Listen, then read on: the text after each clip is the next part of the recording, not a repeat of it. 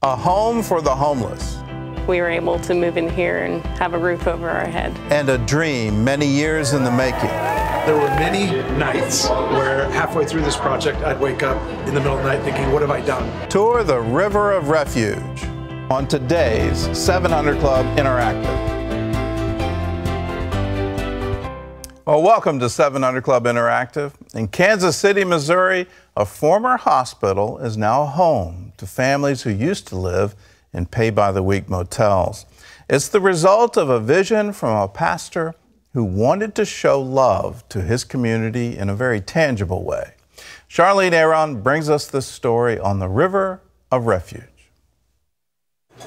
Mario Glenn is enjoying raising his 7 children from the comfort of his new 4-bedroom apartment. A big change from where the single dad and his kids once lived after losing their home. We ended up moving with a friend in a 1-bedroom apartment. Mario's family is one of several that live here at the River of Refuge. I'm actually standing in one of the apartments here. It's all part of a vision to help the city's homeless have a safe and comfortable place to call home. Pastor John Wiley is the motivating force behind the program. In 2009, he told CBN News of his dream to turn the vacant Park Lane Hospital into transitional housing for the homeless. It's a place of refuge where they can get healed with dignity and move out with their own money. That dream recently became a reality when the first families moved in. Well, it feels great. It's surreal. 7 years of believing that this was possible. We've helped hundreds and hundreds of families over 7 years, but we couldn't bring them here and give them a transitional place, but now we can. So here we are in a former 150,000 square foot hospital dedicated to families that are living in homelessness. Wiley says the journey has been long and hard, but worth it. There were many nights where halfway through this project, I'd wake up in the middle of the night thinking, what have I done? Because we had so many obstacles that seemed to be in the way. But over 7 years, I've watched obstacle after obstacle become removed. And so what it's done for me personally, it's changed my faith. And love compelled me to not walk away and to not give up and to persevere. Families here live rent and utility free during their entire stay, as a team of caseworkers provide them financial counseling. While learning to break the cycle of homelessness, they can also save money and pay off debts. An on-site pantry allows families to restock their kitchens with non-perishable food, and there's a used clothing store where they can shop for clothing. Program Director Stephanie Keck says rising unemployment and utility costs have forced many families out of their homes, creating demand for programs like this. The first 24 hours, I had close to 30 people calling for help just in that first 24 hours. And we still get on average probably 20 people a week asking for help. This morning, I had 6 calls for people asking, can I apply for your program? Michelle Robinson moved here from Florida with her husband and 2 small children. Soon after arriving, her husband's job fell through, and River of Refuge gave them a lifeline. We were living in a hotel before here, and the length of time just drained our savings, and it was a matter of a week we were going to be in our van. So it was by the grace of God that I found this place, and we were able to move in here and have a roof over our head. Mario admits that he initially felt skeptical about the organization. I didn't even believe it was real. When I got in here, I was here sitting around waiting on, like, okay, what's the catch? It's always a catch, but it wasn't a catch here. They just generally want to see people do better. For that, his children are beyond grateful. Most of all, it's not a lot of weight on my daddy, because when we had to keep moving around and he had to pay the rent, and now here you don't have to pay rent, but you have to save up money for your next house. Not even enough breath in my body. How many thank you they deserve for what they have helped us with and done for us. Wiley makes it clear he didn't do this alone. So much has happened where I had the idea of doing this, but really it's not about me, it's about all the people that have donated and believed in it. We had one company donate $1.2 million for a new roof. All the materials, all the labor. Another company came and did $300,000 to build out the 11 units. The UMKC, University of Kansas City, Missouri, gave us over 200 oak bunk beds donated the first week we opened the hospital. CBN also played a huge role. When CBN's Gordon Robertson saw Wiley's story on the 700 Club, he invited him to CBN to learn more about the project. Wiley left with encouragement and the largest donation River of Refuge had received at that time.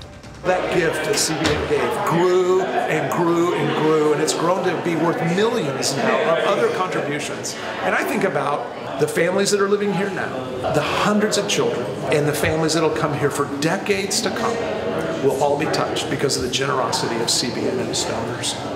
For now, 11 apartment units are complete, and River of Refuge needs more financial help before it can bring in more families. Meanwhile, Wiley shares this encouragement for pastors across the country. You don't need a lot of money or a big building.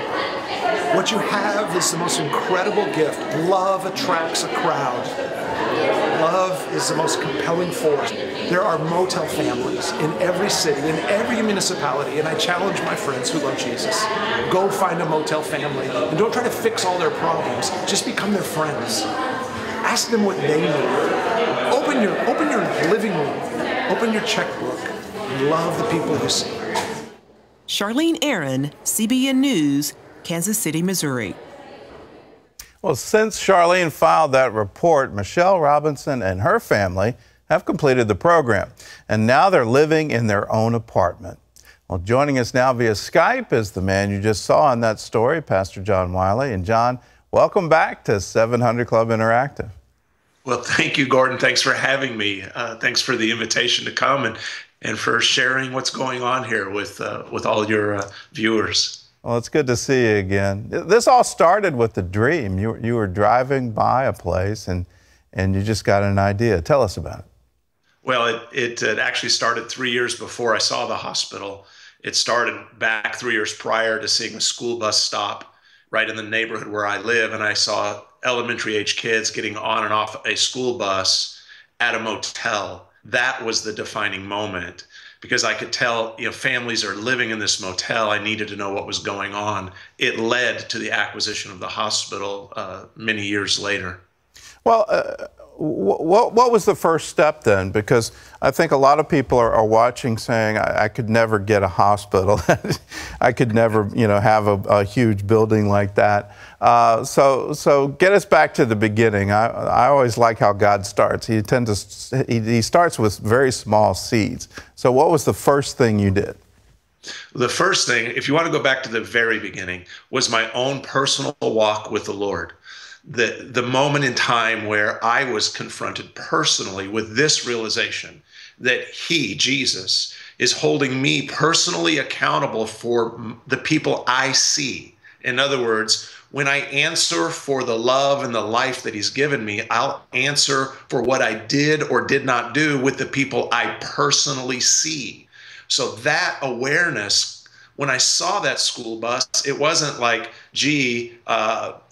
it wasn't a thing where it was disconnected from my heart. So what led to this was me loving the people I see. And as I began to love them, I learned their story, and we just showed up with some friends and started providing restaurant quality meals for them, caring for them, hearing their stories for years before we bought the hospital. So we're all equipped, all of us are equipped to love our neighbor. The Lord would not command us to love our neighbor if we couldn't do it.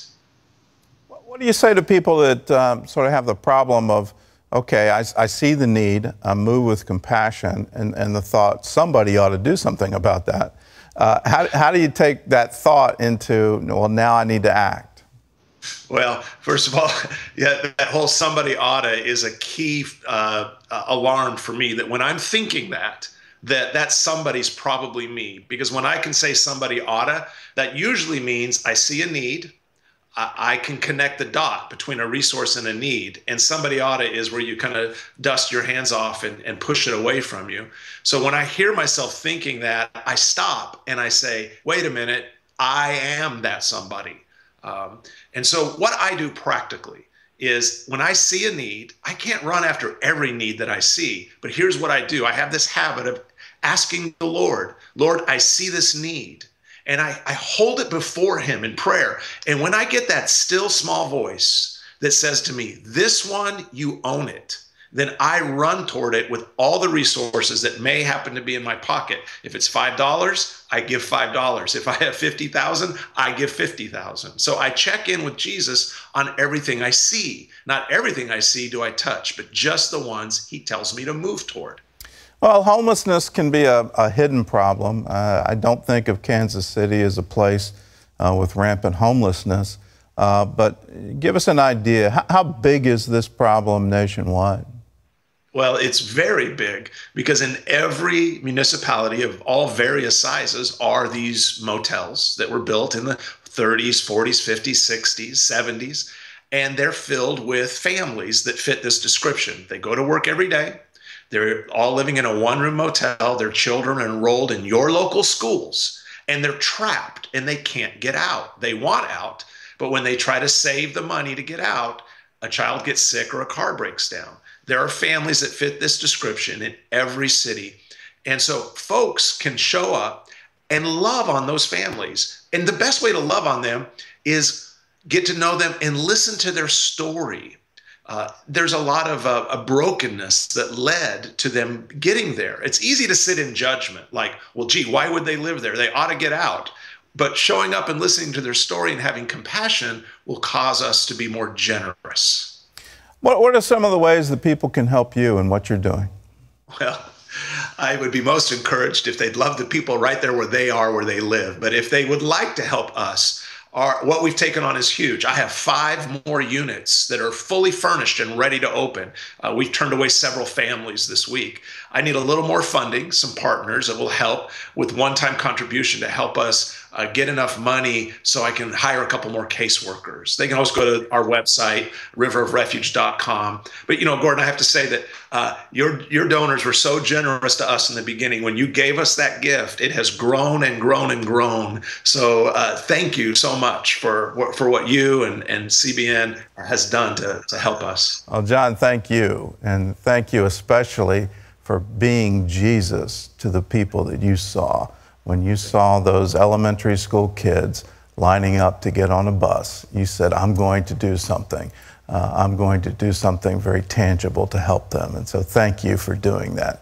It's wonderful. Your story is absolutely encouraging to me. I just love it. Thank you, Gordon. All right. Well, up next, an 8th grader who had to walk 8 miles each day just to get water. His story is next, so don't go away.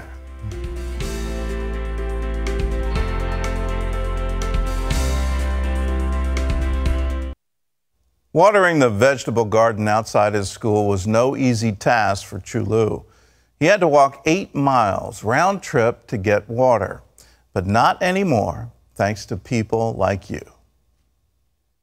Every morning before school, Cholu faithfully waters the vegetable garden his 8th grade class has planted.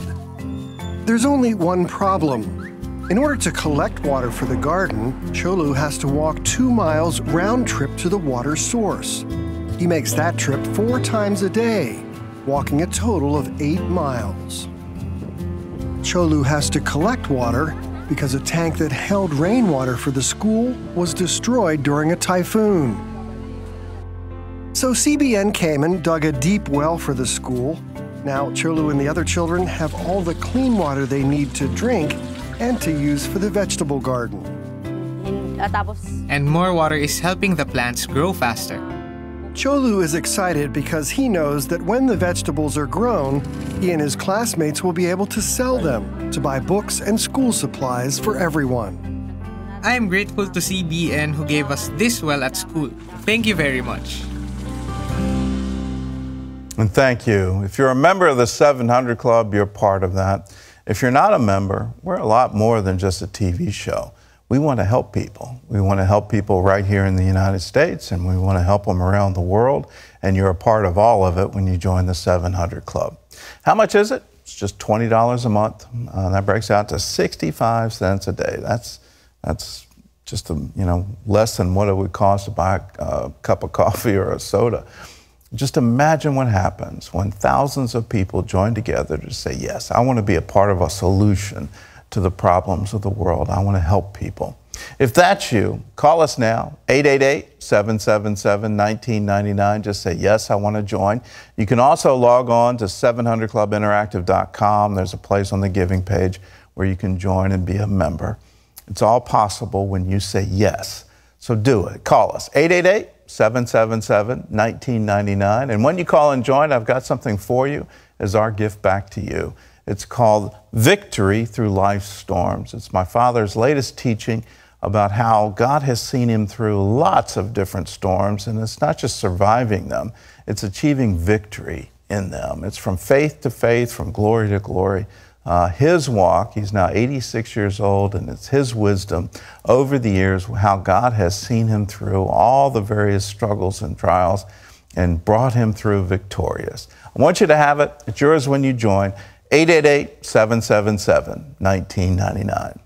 Well, coming up, a Marine walks straight into trouble while serving in Vietnam. I stepped on that mine. It was a 60-pound box mine. Both my legs are blown off immediately. Hear what saved his life up next.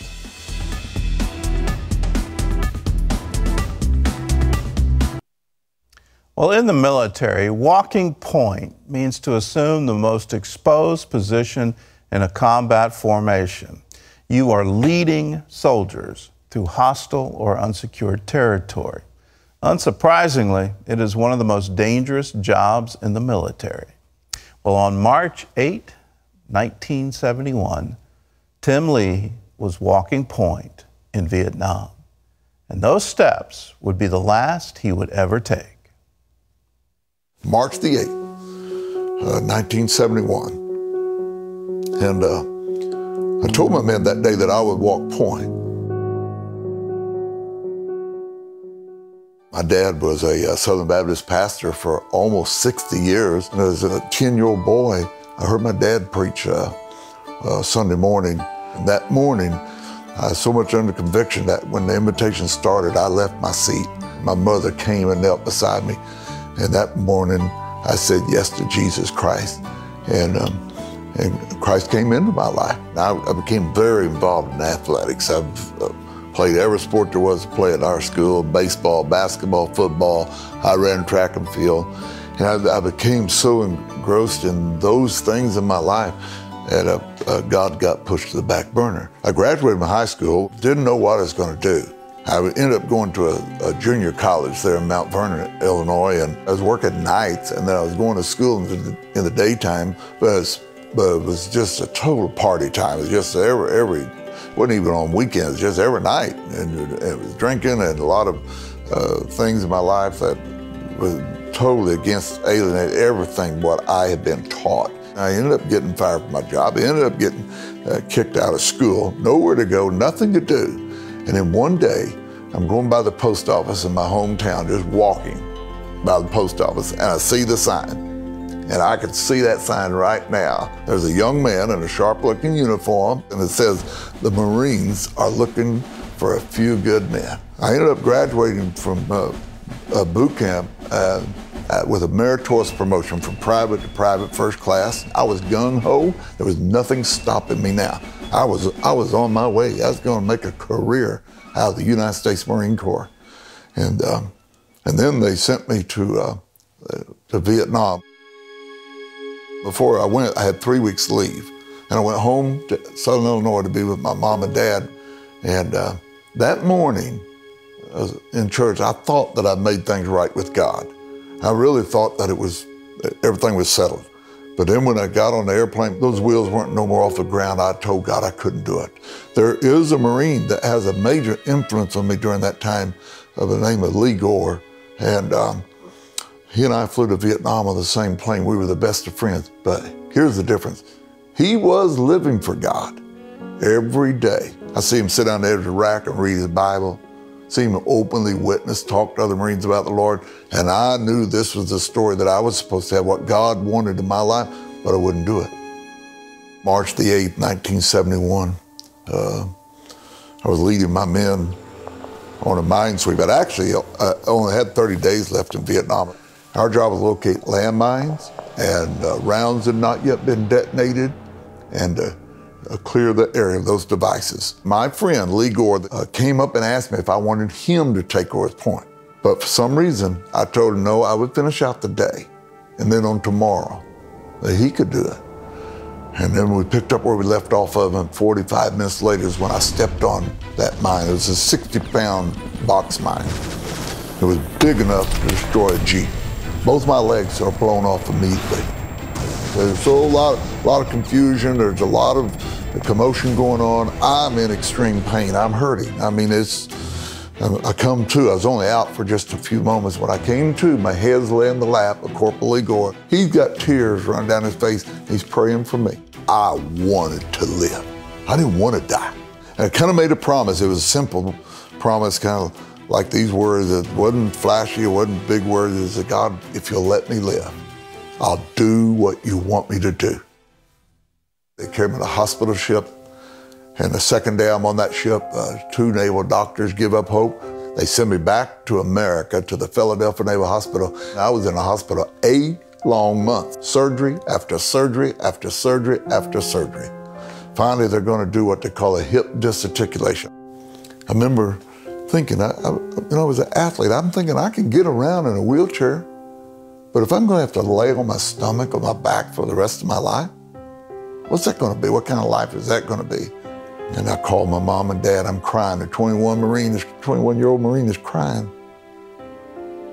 And I remember telling my dad that I believe I'd rather die than to lay on my stomach or my back for the rest of my life. And I remember my dad telling me, and he wasn't trying to be over spiritual about it, but he wanted me to understand, Tim, we're going to have to trust God. I really didn't have faith, but my parents had the faith, and I had churches everywhere praying for me. And I was living on their faith. And my dad called and canceled that surgery. I go Monday to meet with all these doctors, and there's a new doctor sitting between the 2 young doctors. And he looks at me and he says, do you know who I am? He said, my name is Dr. Robert Bailey. He was the first doctor to perform surgery on me when they brought me off the battlefield and took me to the USS Sanctuary. Then he took me to surgery one time, put me on a brand new antibiotic, and within 2 weeks, I was being discharged. I went home from the hospital, and I went to my dad's church, and I went forward in the services, and I publicly asked the church for forgiveness. I was so far away from God, my life messed up. God loved me so much that he stopped me. God had a reason, God had a purpose. I've been blessed beyond measure. I've lived a fuller life in a wheelchair than most people ever live with 2 good legs. I love life. God's given me a wonderful wife, 3 fantastic children, 6 awesome grandchildren. God called me to be an evangelist. I would have never dreamed. I've had the privilege to speak to some of the largest churches in America. I go 50 weeks a year doing this, and I love it. I mean, this is what I want to do. God is a God of a second chance, and sometimes a third, sometimes even more than that. And he's full of grace and mercy. I'm a living testimony that God gives you another opportunity. God gives you a chance. And he let me live. I should have died, but God let me live. Maybe that's your story and you're looking for that second chance. Maybe you're looking for the 3rd or the 4th or the 5th chance. Realize God has a lot of chances for you. He's got 7 times 70, and he wants to restore you. He wants to save you. That's why Jesus came for you. If you want this, bow your head with me. Let's pray together and let God back into your life. Let's pray. Lord, I come to you and I ask that you forgive me. I ask that you restore to me the joy of my salvation. Hear my prayer. Bring me back home to you, for I ask it in Jesus' name. Amen. If you prayed with me, I've got something for you. It's called A New Day, and yes, you just got a new day. All you have to do is pick up the phone and call us, and you'll get it. Absolutely free, no financial obligation at all. 888-777-1999. We leave you a word from Nahum. The Lord is good, a stronghold in the day of trouble, and He knows those who trust in Him.